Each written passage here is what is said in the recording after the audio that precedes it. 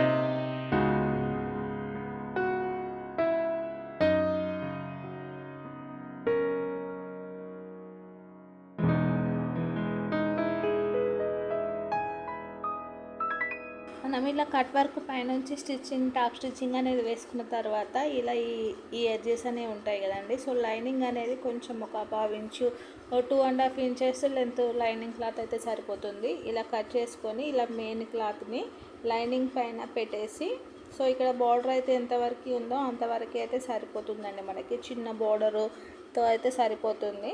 దీన్ని అయితే ఇలా కట్ చేసేసుకొని మెయిన్ క్లాత్ను లైనింగ్ వైపుకి, అంటే మనకి ఎడ్జెస్ అనేవి ఏం కనబడకుండా ఉండేట్టు చూసుకొని అయితే ఫోల్డింగ్ చేసి దానిపైన స్టిచ్చింగ్ వేసుకుంటే సరిపోతుంది.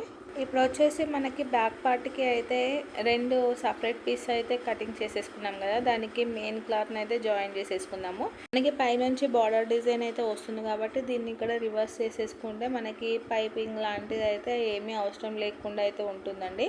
సో నెక్ దగ్గర కావాలి అంటే పైపింగ్ అయితే వేసుకోవచ్చు. ఇక్కడ కింద కట్ వర్క్ వరకు మాత్రమే అయితే మనకి రివర్స్ అయితే చేసేసుకుందాము. అంటే ఇక్కడ కింది నుంచి ఇలా నెక్ వరకు ఇలా కింది నుంచి ఒరిజినల్ పైన పెట్టేసుకొని ఒరిజినల్ పైన లైనింగ్ క్లాత్ అనేది పెట్టేసి ఇక్కడి వరకు నెక్కి అయితే పైపింగ్ చేసుకోవాలి.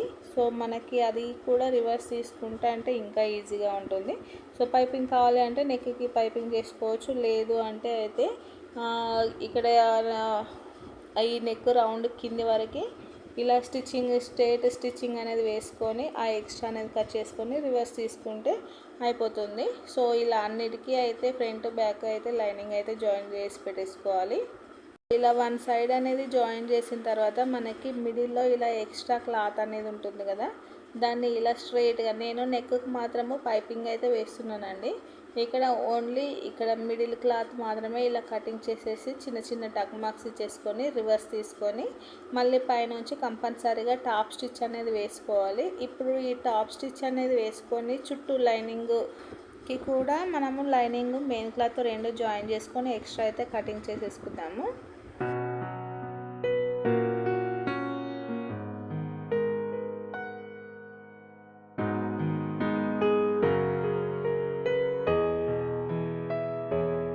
సో ఇప్పుడైతే ఇలా జాయిన్ చేసుకున్న తర్వాత మనకి బ్యాక్ పార్ట్ అనేది ఆల్మోస్ట్ రెడీ అయిపోయింది కదా. ఇంతకుముందు మనము పక్కకు పెట్టేసిన ఈ మిడిల్ క్లాత్ అనేది ఉంది కదండి, సో దానికంటే మనకి లెంత్ సేమే ఉంటుంది కానీ సైడ్కి విడ్త్ మాత్రము ఒక 1/2 ఇంచు, ఒక 1 ఇంచు, అంటే అటు ఒక 1/2 ఇంచు ఇటు ఒక 1/2 ఇంచు క్లాత్ అయితే తీసుకోవాలి విడ్త్. ఎందుకంటే దాన్ని మనము ఇప్పుడు సైడ్కి వచ్చిన క్లాత్ని మళ్ళీ దీనిపైన అటాచ్ చేసి స్టిచ్చింగ్ చేసుకోవాలి అంటే ఈ లెంత్ అయితే సరిపోదు కాబట్టి, సో లెంత్ సేమే ఉంటుంది, విడ్త్ మాత్రమే కొంచెము ఎక్కువ చేసుకొని అయితే కటింగ్ చేసుకోవాలి. కటింగ్ చేసి జాయిన్ చేయాలంటే మనకి క్లాత్ అనేది ఖచ్చితంగా ఎక్కువగా ఉంటుంది. సో ఇక్కడ మాత్రం మనకి ఇక్కడ వరకు అయితే క్లాత్ ఉంది కదా, సో ఇక్కడ వరకు క్లాత్ ఉంది కాబట్టి దానికంటే ఒక 1/2 ఇంచు, అంటే ఇప్పుడు ఆల్రెడీ ఫోల్డింగ్ మీద ఉంది కాబట్టి ఇలా 1/2 ఇంచు క్లాత్ అనేది ఎక్కువ తీసుకుంటే మనకి సైడ్ జాయింటింగ్ చేసుకునేసరికి అయితే ఈజీగా ఉంటుంది. సో ఇక్కడ మాత్రము తప్పకుండా అండి లెంత్ మాత్రం సేమే ఉంటుంది, విడ్త్ మాత్రమే ఒక 1/2 ఇంచు ఫోల్డింగ్ మీద ఉంది కాబట్టి 1/2 ఇంచు అనేది పెంచుకోవాలి.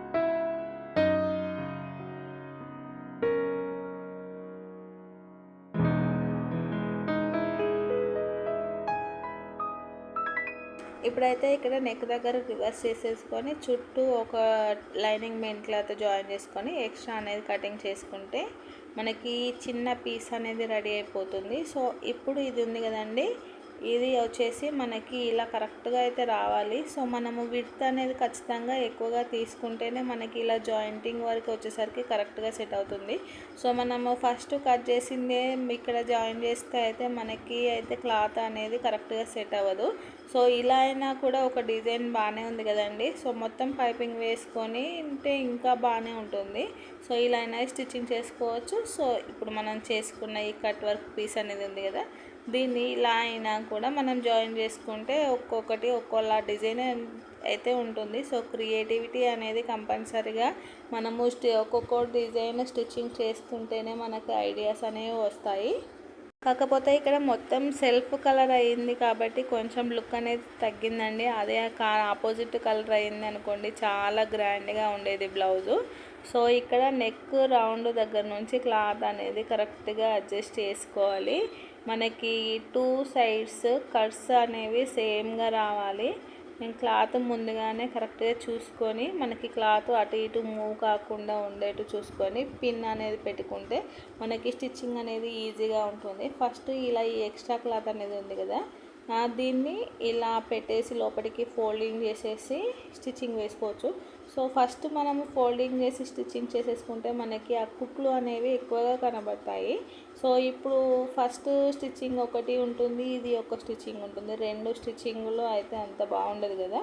సో డైరెక్ట్ ఇప్పుడు మనము స్టిచ్చింగ్ చేసుకునేటప్పుడే పిన్ అనేది పెట్టేసుకొని క్లాత్ను కొంచెం కొంచెంగా అడ్జస్ట్ చేసుకుంటూ స్టిచ్చింగ్ అనేది చేసుకుంటే ఒకటే స్టిచ్చింగ్ అనేది ఉంటుంది కాబట్టి నీట్గా అయితే ఉంటుంది. ఇలా నెక్ దగ్గర నుంచి మనకి ఈ కట్ వర్క్ కట్స్కి కూడా మనకి నెక్ రౌండ్ అనేది బార్డర్కి తిరిగేట్టు చూసుకొని మరి క్లాత్ అనేది సెట్ చేసుకొని ఇలా జాయింటింగ్ అనేది చేసుకోవాలి. మళ్ళీ ఇలా రివర్స్ చేసిన తర్వాత మనకి క్లాత్ అనేది రివర్స్ పెట్టేసుకొని కట్ వర్క్ షేప్ ఎలా ఉందా అనేది అయితే చూసుకోవాలి. ఇలా సెకండ్ దానికి కూడా సేమ్ అయితే పెట్టేసుకోవాలండి.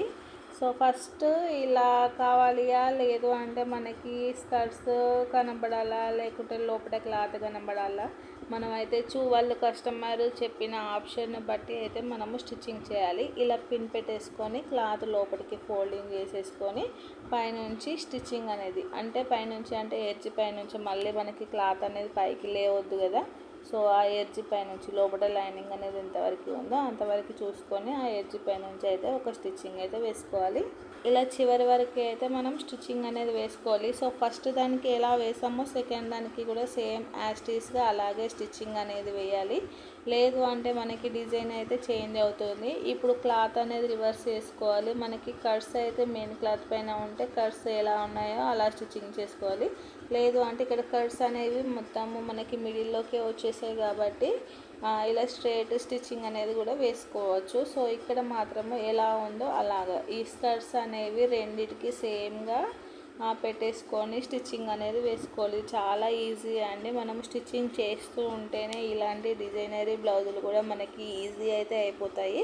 సో రేటు దగ్గర అయితే చూసుకోకూడదు. ఫస్టే మనకి డిజైనరీ బ్లౌజెస్ ఇచ్చినప్పుడు మన ప్రాక్టీస్ కూడా చూసుకోవాలి కదా.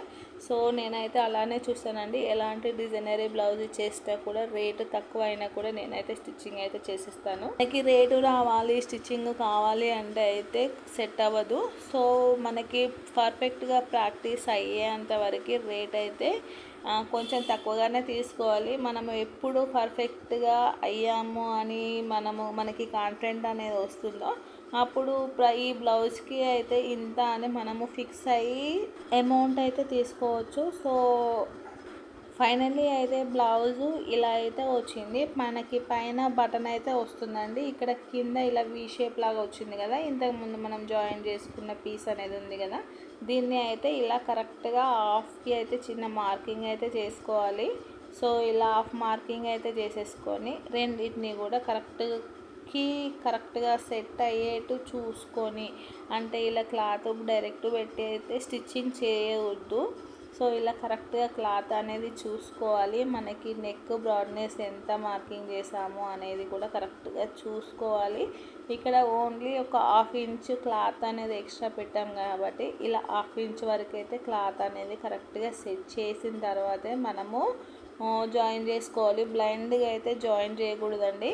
ఎందుకంటే మనకి బ్రాడ్నెస్ దగ్గరికి అయినా అయ్యే ఛాన్స్ ఉంటుంది, లేదు అంటే దూరం అన్నా అయ్యే ఛాన్స్ అయితే ఉంటుంది. కరెక్ట్గా సెట్ చేసుకొని ఈ కింద ఉన్న మెయిన్ పీస్కి ఒక పిన్ అయితే పెట్టుకోవాలి. ఇలా పిన్ అనేది పెట్టిన తర్వాత మనకి ఇంతకుముందు ఈ కటింగ్ పీస్ అయితే ఉంది కదండి, ఆ కటింగ్ పీస్ని ఇలా ఈ ఫోల్డింగ్ క్లాత్ పైన పెట్టేసుకొని కరెక్ట్గా మెజర్ ఉందా లేదా అయితే చెక్ చేసుకోవాలి ఫస్ట్.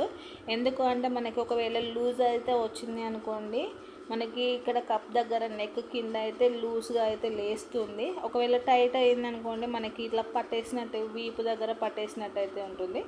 ఇలా సెట్ చేసుకున్న తర్వాత మనకి స్కర్ట్స్ అయితే ఎలా వచ్చాయో సేమ్ యాస్టీస్గా అలాగే మనము స్టిచ్చింగ్ అయితే చేసుకోవాలి. ఈ ఎడ్జ్ పైన ఫస్ట్ అయితే ఇలా స్ట్రైట్గా ఒక జాయింటింగ్ అనేది చేసుకోవాలి. నెక్ స్టార్టింగ్ దగ్గర రబ్ చేసుకోవాలి, చివరికి రబ్ చేసుకోవాలి.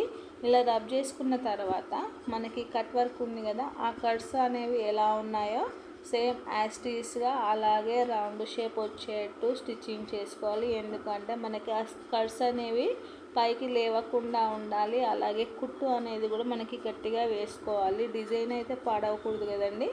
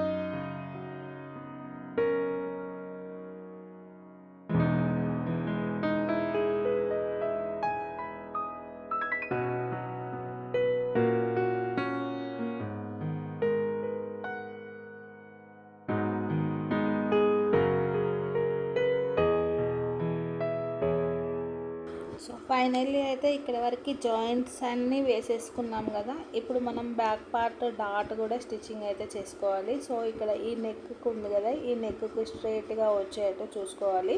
సో ఇక్కడ మనకి డిజైన్ అయితే పోకుండా కూడా చూసుకొని డాట్ స్టిచ్చింగ్ అనేది చేసుకోవాలండి. సో పైన కొంచెం అయితే మనకి కట్స్ అనేవి పోతాయి, అది అయితే చూసుకొని మనము డాట్ స్టిచ్చింగ్ అనేది చేసుకోవాలి. సో ఇలా డాట్ స్టిచ్చింగ్ అయితే కంప్లీట్ అయిపోయిన తర్వాత పైపింగ్ కానీ నడుం పట్టి కాటన్ లైనింగ్తో అయినా కూడా మనం నడుం పట్టి అనేది వేసుకోవాలి.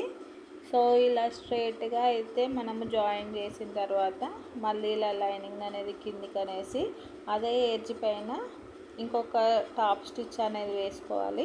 సో మనకి గ్రాండ్ లుక్ కావాలి అంటే పైపింగ్ అనేది వేసుకోవచ్చు, లేదు అంటే ఇలా లైనింగ్తో అయినా కూడా అడ్జస్ట్ చేయొచ్చు అండి. సో ఎలా వేసినా కూడా దేని లుక్ దానికే బాగుంటుంది. సో మనం తీసుకునే డబ్బులను బట్టి అయితే మనం అయితే వర్క్ చేయాలి. సో మనం తీసుకోవడమే తక్కువ తీసుకున్నప్పుడు దీనికి మళ్ళీ మనము ఎక్కువ ఇన్వెస్ట్మెంట్ పెట్టి అయితే చేయాల్సిన అవసరం అయితే ఏమీ లేదు. సో మన సాటిస్ఫాక్షన్ కోసం కూడా మనము వర్క్ నీట్గా డబ్బులు తక్కువ తీసుకున్నా కూడా వర్క్ నీట్ ఫినిషింగ్ అనేది ఉండాలి. సో ఇలా మళ్ళీ క్లాత్ అనేది లోపటి వైపుకి అంటే మనకి లైనింగ్ అనేది బయటికి ఏమీ కనబడకుండా లోపటి వైపుకి ఫోల్డింగ్ చేసేసి పైనుంచి ఒక స్టిచ్చింగ్ వేసుకోవాలి. తర్వాత హిమ్మింగ్ చేసుకొని ఆ కుట్టు అనేది విప్పేసుకోవాలండి. సో ఇక్కడ అయితే మనకి ఫైనల్లీ బ్యాక్ పార్ట్ అనేది కంప్లీట్ అయిపోయింది. ఇక్కడ మనకి ఒక డాట్ అనేది బటన్ అయితే వస్తుంది. సో బ్లౌజ్ మొత్తము ఫినిష్ చేసిన తర్వాత మనకి బ్లౌజ్ లుక్ ఎలా వచ్చిందో అయితే చూపిస్తాను. ఇప్పటి వరకు అయితే ఎలా మీకు నచ్చింది అని అనుకుంటున్నానండి. అలాగే ఇక్కడ బ్యాక్ పార్ట్కి వచ్చేసరికి ఇలా బోట్ నెక్తో అయితే స్టిచ్చింగ్ చేశాను కదా, అలాగే ఫ్రంట్ సైడ్కి వచ్చేసరికి ఇలా డీప్ నెక్తో అయితే స్టిచ్చింగ్ చేశాను. ఆల్రెడీ ఫ్రంట్ పార్ట్ కూడా కంప్లీట్ అయిపోయింది. అలాగే ఫ్రంట్ పార్ట్కి వచ్చేసరికి ఇక్కడ షేప్ పట్టి కూడా జాయిన్ చేశానండి. Back side boat neck, front side deep neck with shape పట్టితో అయితే బ్లౌజ్ స్టిచ్చింగ్ చేశాను. ఫైనల్లీ బ్లౌజ్ లుక్ అయితే ఇలా వచ్చిందండి. ఫ్రంట్ డీప్ నెక్తో చాలా నీట్గా అయితే వచ్చింది. సో అంతే నీట్గా బ్యాక్ సైడ్ కూడా నీట్గా ఉంది. ఇక్కడ కట్స్ తిరిగే దగ్గర చిన్నగా బీడ్స్ అయితే స్టిచ్చింగ్ చేసేసాను. ఇక్కడ హ్యాండ్స్కి కూడా ఇలా డబుల్ లేయర్ కట్ వర్క్తో అయితే స్టిచ్చింగ్ చేశానండి. ఇక్కడ హ్యాండ్స్ విషయంలో వచ్చేసరికి చిన్న మిస్టేక్ అయితే చేశాను. ఆ మిస్టేక్ ఏంటో మీకు ఒకవేళ ఐడెంటిఫై చేస్తే నాకైతే కామెంట్ చేయండి. నేను చేసిన మిస్టేక్ ఏంటో కూడా ఏర్పడకుండా అయితే ఫైనల్లీ బ్లౌజ్ లుక్ అయితే ఇచ్చేసాను. సో ఇక్కడ మిస్టేక్ అయినా కూడా ఎక్కడ కూడా ఎగుడు దిగుడు అనేది లేకుండా బ్లౌజ్ సైడ్ జాయింట్ కూడా కంప్లీట్ అయిపోయింది. ఫైనల్లీ అయితే చాలా తక్కువ టైంలో బ్లౌజ్ అయితే కంప్లీట్ చేశానండి. హ్యాండ్ దగ్గరికి వచ్చేసరికి చిన్న మిస్టేక్ చేశాను. అదేంటో గెస్ చేసి కామెంట్ చేయండి. అలాగే నా వీడియో కనుక మీకు నచ్చినట్లయితే please like, share and subscribe. Thank you for watching. Have a nice day.